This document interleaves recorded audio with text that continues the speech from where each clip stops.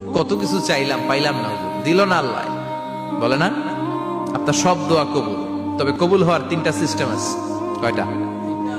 চান্দুল্লার ভাইয়েরা মনে থাকবে কয়টা? আপনি যত দোয়া করছেন সব কবুল, কারণ আল্লাহর কাছে কিছু চাইলে আল্লাহ ফিরাইয়া দিতে জানে না। আল্লাহ জানেই না কেমনে ফিরাই দিতে হয়।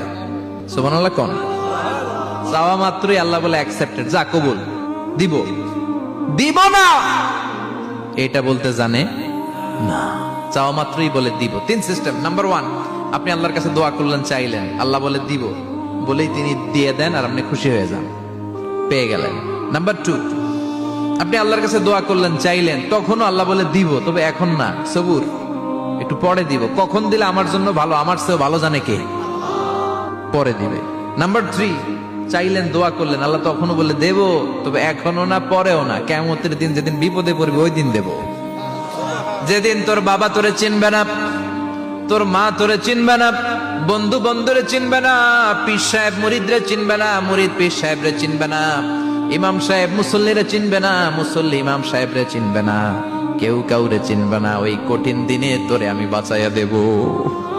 তাই দোয়া যা করছেন ছোটবেলা থেকে আজকে পর্যন্ত, লস হয়েছে না লাভ? লস না লাভ? এজন্য বেশি বেশি দোয়া করার দরকার আছে না নাই?